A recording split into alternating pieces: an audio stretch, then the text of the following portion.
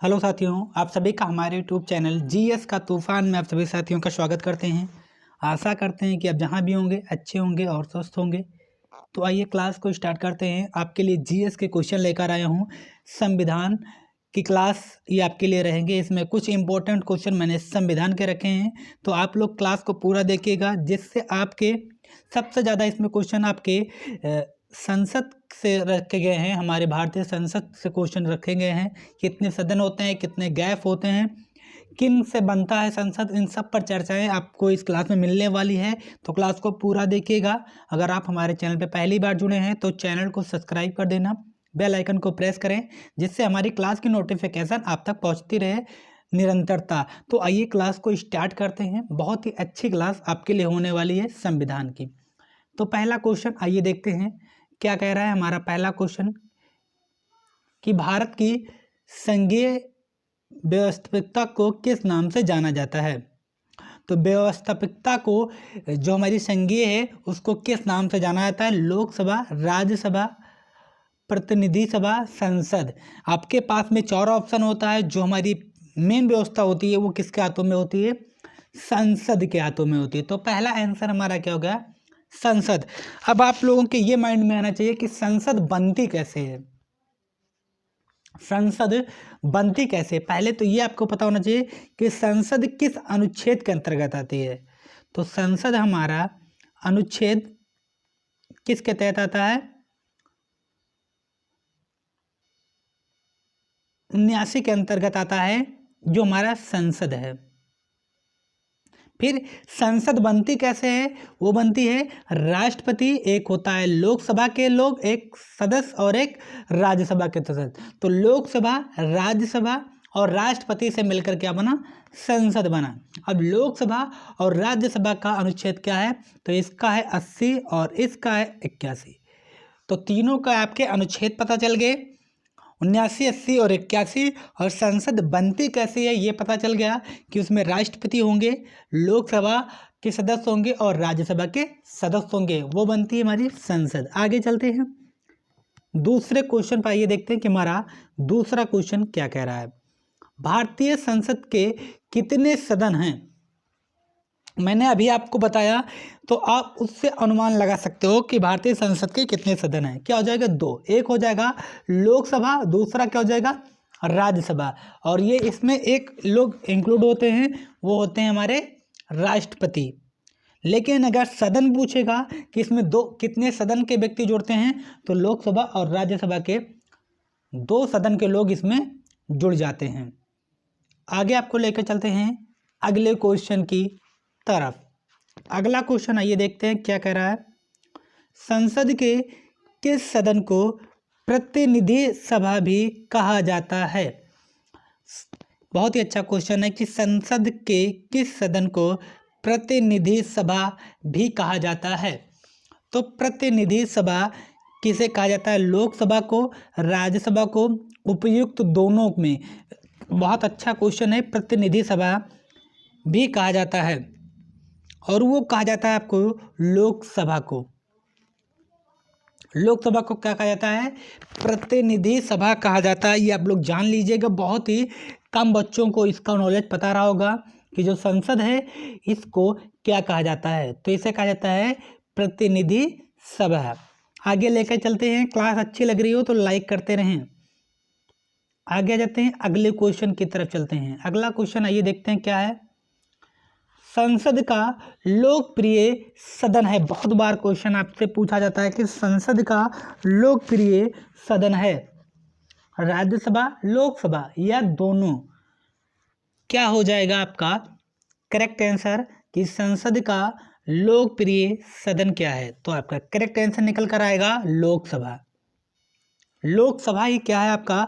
संसद का लोकप्रिय सदन है लोकसभा।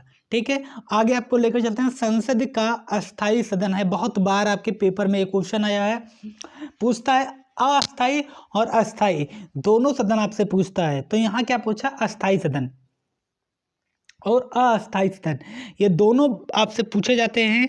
तो संसद का जो अस्थाई सदन है वो है आपका राज्यसभा। और यहीं अगर आपसे पूछता अस्थाई है वो हो जाता लोकसभा। तो अस्थाई और अस्थाई, अगर आपसे अस्थाई यहाँ पूछा है तो आप क्या लगाओगे, इस पर लगाओगे राज्यसभा पर, और अगर अस्थाई पूछता तो आप लगाते लोकसभा पे। आगे बढ़ते हैं, अगले क्वेश्चन की तरफ चलते हैं और देखते हैं कि अगला क्वेश्चन क्या कहता है। आगे आ जाते हैं क्वेश्चन नंबर 6 पर और देखते हैं कि क्वेश्चन नंबर 6 क्या कह रहा है। भारत के संविधान में अनुच्छेद 79 के अनुसार निम्नलिखित में से किन्हें भारत की संसद के एक भाग के रूप में वर्णित किया गया है। आपके सामने ऑप्शन है, आप फटाफट से बता दीजिए कि इसका करेक्ट आंसर क्या हो जाएगा। और इसका करेक्ट आंसर हो जाएगा, जब आपके पास में संसद बनती है, पहले तो इसे संसद के एक भाग के रूप में वर्णित किया गया है, तो संसद के एक भाग के रूप में अगर वर्णित करना है तो उसमें लोकसभा भी होगी, राज्यसभा भी होगी और भारत का राष्ट्रपति होगा। मतलब ए, बी और सी एनडीए की पेपर में पूछा क्या क्वेश्चन था, ए डी ऑप्शन आपका करेक्ट हो जाता है। अगर सदन पूछेगा कितने सदन हैं तो लोकसभा और राज्यसभा, लेकिन अगर एक भाग के रूप में वर्णित करना है तो तीनों लोग को भारत का राष्ट्रपति और राज्यसभा और लोकसभा मिलकर क्या बनाते हैं, संसद का निर्माण करते हैं। आगे आपको लेकर चलते हैं अगले क्वेश्चन की तरफ और देखते हैं कि अगला क्वेश्चन क्या है। क्वेश्चन नंबर 7 पर आ जाते हैं और देख रहे हैं कि क्वेश्चन किस लेवल के आपका से पूछा जा रहा है। निम्नलिखित में से कौन सा एक प्रावधान भारतीय संविधान के अंतर्गत संसद के सदनों के विशेषाधिकारों तथा उन्मूलनों को निर्धारित करता है। बहुत ही अच्छा क्वेश्चन है ये आपके लिए कि जो प्रावधान होते हैं भारतीय संविधान के, यहाँ शब्द को देखिएगा, के अंतर्गत संसद के सदनों के जो विशेषाधिकार होते हैं। आप क्वेश्चन को थोड़ा माइंडेड कीजिए, क्या कह रहे हैं, जो विशेषाधिकार है उसको आपको बताना है कि जो संसद के सदनों के पास में विशेषाधिकारों तथा उन्मूलनों को निर्धारित करता है, वो करता है आपका अनुच्छेद 105। अगर यही क्वेश्चन इनकी विशेषाधिकार की बात नहीं करता, अगर क्वेश्चन आपसे ये पूछ लेता कि इनकी बैठक कब होती है, संयुक्त बैठक कब बुलाई जाती है, किस अनुच्छेद के बुलाई जाती है, जैसे लोकसभा और राज्यसभा की जो बैठक होती है, इसमें संसद की बैठक जिसे हम कहते हैं संयुक्त बैठक, तो संयुक्त बैठक किस अनुच्छेद के तहत बुलाई जाती है, ये भी आपसे क्वेश्चन पूछा जा सकता था। तो आपका आंसर हो जाता है 108। तो इनका जो विशेषाधिकार है 105, संयुक्त बैठक 108। आगे बढ़ते हैं, अगले क्वेश्चन की तरफ चलते हैं। अगला क्वेश्चन आइए देखते हैं क्या कह रहा है। निम्नलिखित में से कौन संसद का अन्यायी भाग नहीं है। तो आपको पता चल गया, अब आपको लगाने की जरूरत नहीं है। इसमें आपका राष्ट्रपति हो जाएगा, लोकसभा हो जाएगा और राज्यसभा, ये सब क्या है, इसके भाग हैं। और इसका जो भाग नहीं है वो आपका हो जाते हैं उपराष्ट्रपति, ये इसके भाग संसद के भाग नहीं है। आप लोगों ने देखा कि राष्ट्रपति, लोकसभा और राज्यसभा ये संसद के भाग हैं, ये लोग मिलकर संसद बनाते हैं और इसमें उपराष्ट्रपति का कोई संसद में योगदान नहीं होता। आगे बढ़ते हैं, अगले क्वेश्चन की तरफ चलते हैं और देखते हैं कि हमारा अगला क्वेश्चन क्या कह रहा है। क्वेश्चन नंबर 9 और 10 को आइए देखते हैं। भारत के संविधान में कहा गया है कि भारत की संसद के 3 अंग होते हैं, सही है। इनमें से एक अंग है लोकसभा, दूसरा अंग है राज्यसभा, जबकि तीसरा अंग है, वही क्वेश्चन घुमा फिरा के पूछ रहा है, तो तीसरा अंग आपका हो जाता है राष्ट्रपति। आगे बढ़ते हैं, अगले क्वेश्चन की तरफ चलते हैं। क्वेश्चन नंबर 10 पर, भारतीय संसद के कितने अंग हैं। क्वेश्चन कह रहा है कि भारतीय संसद के कितने अंग हैं। तो अंग पूछ रहा है कि कितने अंग हैं, तो आपको पता चल गया होगा कि 3 अंग हैं। ठीक है, आगे चलते हैं अगले क्वेश्चन पर। अभी बेसिक सा आपके से क्वेश्चन पूछा जा रहा है इसमें।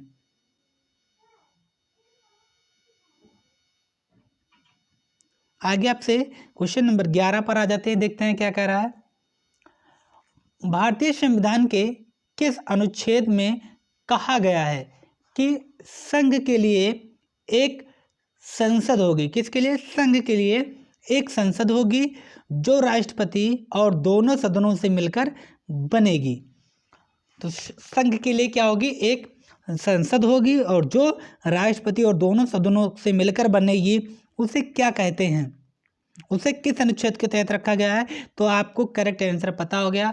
संघ के लिए किया जाता है, संसद होगी जो राष्ट्रपति और दोनों सदनों से अगर मिलकर बनती है तो उसे हम कहते हैं संसद, और उसका अनुच्छेद है आपका, मैंने पहले एक क्वेश्चन में बताया था, इसलिए आपका करेक्ट ऑप्शन हो गया ऑप्शन बी।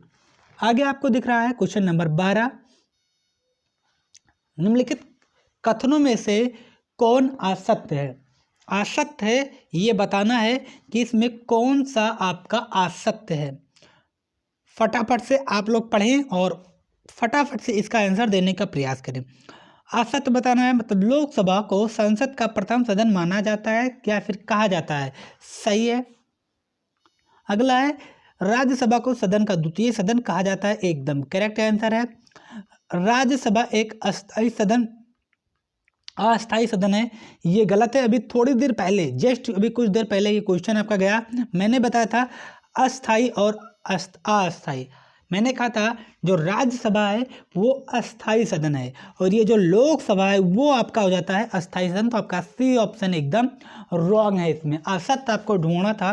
तो आपने पीछे जो क्वेश्चन पढ़े उससे आप यहाँ असत्य निकाल सकते थे, तो इसलिए आपका जो करेक्ट आंसर हो गया ऑप्शन बी। आपका जो असत्य था ऑप्शन सी आपका असत्य माना जाएगा। आगे आपको लेकर चलते हैं क्वेश्चन नंबर 13 पर। 13 और 14 आ जाइए, देखते हैं। निम्नलिखित कथनों में से कौन सही है? सही बताना है। लोकसभा भारतीय जनता की प्रतिनिधित्व सभा, राज्यसभा संसद का उच्च सदन है, राज्यसभा राज्यों का प्रतिनिधित्व करता है। तो ये सारे क्वेश्चन आपको मिलता है, इसमें सही बताना था। आपको सही वाले ऑप्शन को चुनना था और जो आपका सही इसमें दिख रहा है वो सारे ऑप्शन मुझे सही लग रहे हैं, तो उपयुक्त सही वाला ऑप्शन आपका सही हो जाएगा। आगे आपको लेकर चलते हैं क्वेश्चन नंबर 14 पर। संसद का निम्न सदन एवं उच्च सदन क्रमशः है। बहुत ही अच्छा क्वेश्चन है। क्वेश्चन नंबर 14 कि संसद का निम्न सदन एवं उच्च सदन है। आपको पता है कि निम्न और उच्च दोनों है और इसमें राज्यसभा और लोकसभा में आपको बताना है। यहाँ क्या कह रहा है कि निम्न सदन और उच्च सदन, तो निम्न सदन और उच्च सदन कौन सा है ये मैंने अभी थोड़ी देर पहले बताया है। लोकसभा निम्न और उच्च सभा राज्यसभा, तो बी ऑप्शन आपका करेक्ट आंसर हो जाएगा। पीछे भी क्वेश्चन में मैंने कई बार इसको डिस्कस कर दिया है। क्लास को ध्यान से देखा करें और सब्सक्राइब कर दें चैनल को और वीडियो को लाइक करें। क्वेश्चन नंबर 15, संसद को भंग करने के लिए कौन सक्षम है? भंग करने की बात कर रहा है। अगर आप चाहते हो तो संसद को भंग करने का जो आपके पास में अधिकार है वो हो जाएगा आपके पास में राष्ट्रपति के पास में है। ये क्वेश्चन अभी आपके किस पेपर में आया था? पेट के पेपर में आया था, 15 तारीख के सेकंड शिफ्ट के पेपर में आया था, जाकर देख लीजिएगा। क्वेश्चन यही 2 कॉपी दिया होता कि संसद को भंग करने के लिए कौन सक्षम है। आपसे क्वेश्चन सीधा पूछा था और कौन सक्षम है? राष्ट्रपति आपका करेक्ट आंसर हो जाता है कि संसद को भंग करने के लिए कौन सक्षम है? राष्ट्रपति सक्षम है। आगे आपको लेकर चलते हैं क्वेश्चन नंबर 16 पर। भारतीय संसद की संप्रभुता प्रतिबंधित है। तो क्या है कि भारतीय संसद की जो संप्रभुता है वो प्रतिबंधित है। आपका करेक्ट ऑप्शन हो जाएगा ऑप्शन बी, न्यायिक समीक्षा से। आपका बी ऑप्शन एकदम करेक्ट आंसर हो जाता है। आगे आपको लेकर चलते हैं क्वेश्चन नंबर 17 पर।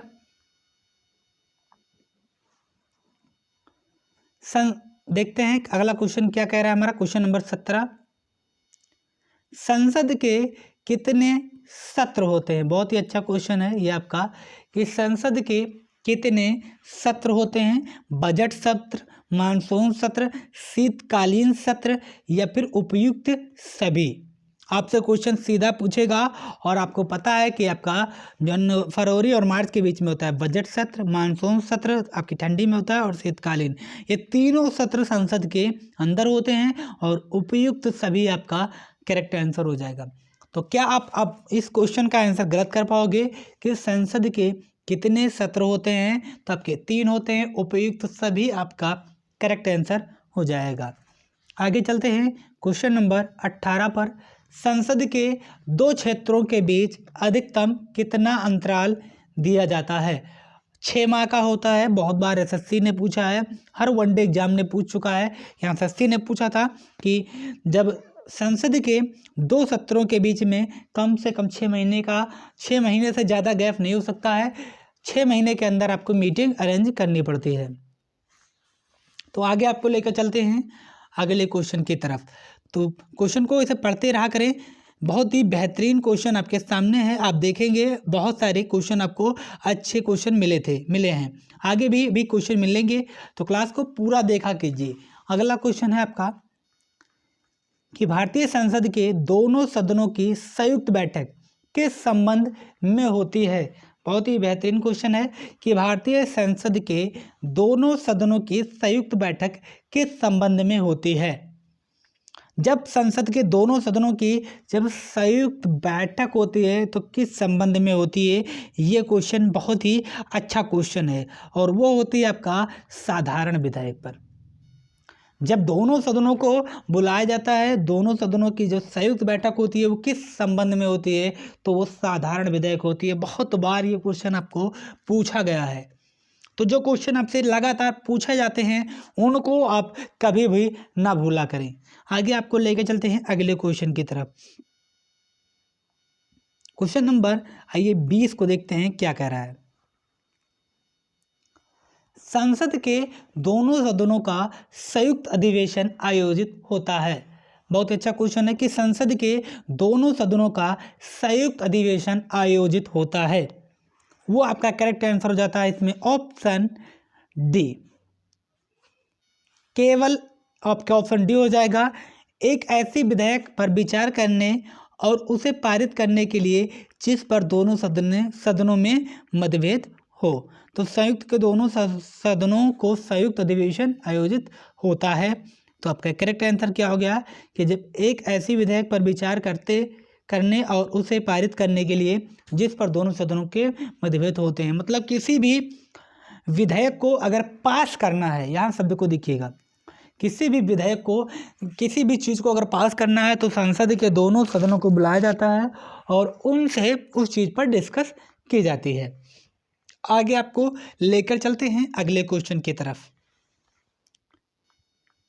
क्वेश्चन नंबर 21 आपका आ गया है। देखते हैं कि 21 क्या कह रहा है। क्वेश्चन नंबर 21,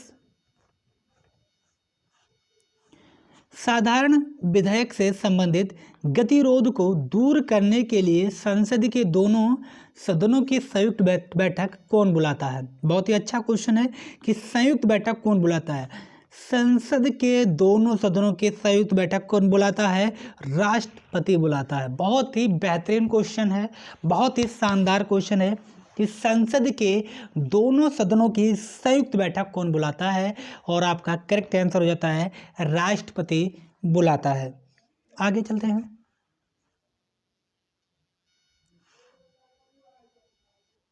लोकसभा व राज्यसभा की संयुक्त बैठक कब होती है? बहुत ही अच्छा क्वेश्चन है। लोकसभा व राज्यसभा की संयुक्त बैठक कब होती है? तो फटाफट से आप इसका आंसर दे दें कि इसकी बैठक कब होती है। लोकसभा व राज्यसभा की संयुक्त बैठक कब होती है? तो आपका करेक्ट आंसर निकल कर आएगा ऑप्शन बी। लोकसभा एवं राज्यसभा में मतभेद होने पर, जब किसी चीज़ को पारित करना होता है, किसी चीज़ पर डिस्कस करनी होती है, तब इनकी बैठक बुलाई जाती है। आगे आपको लेके चलते हैं, लेकिन इनकी बैठक में 6 माह से ज़्यादा का गैप नहीं होना चाहिए। अगले क्वेश्चन की तरफ चलते हैं। क्वेश्चन नंबर 23, संसद के दोनों सदनों के साथ साथ बैठने पर निम्न होता है। क्या होता है ये आपको बताना है और इसका करेक्ट आंसर हो जाएगा ऑप्शन सी। एक बिल जिस पर दोनों सदन सहमत हो ना हो उस पर विचार करना और पास होना। आपको पता है इनका कार्य है किसी बिल को पारित करना, किसी पर डिस्कस करना, वो पास होने के लायक है या नहीं है, ये सब क्या करती हैं, ये हमारी संसद कार्य करती है। आगे चलते हैं अगले क्वेश्चन की तरफ। क्वेश्चन नंबर 24 इस क्लास का अंतिम क्वेश्चन, ये आपका लास्ट क्वेश्चन है इस क्लास का। आगे भी आपको संसद से क्वेश्चन मिल जाएंगे। तो क्वेश्चन आइए देखते हैं कि क्या कह रहा है आपका कि यदि किसी समान विधेयक पर राज्यसभा और लोकसभा के बीच गतिरोध आता है तो उसका समाधान कौन करता है। अगर इन दोनों के बीच में, राज्यसभा और लोकसभा के बीच में अगर गतिरोध आता है तो उसको कौन दूर करता है, वो आपके क्या हो जाएंगे, आपके ऑप्शन सी हो जाते हैं संसद का संयुक्त सत्र। ऑप्शन सी आपका सही हो जाएगा। तो ये क्लास यहीं आपकी समाप्त होती है। 24 क्वेश्चन आपने कर लिए हैं और अभी आपके 24 से 25 क्वेश्चन और इसमें मिलने वाले हैं।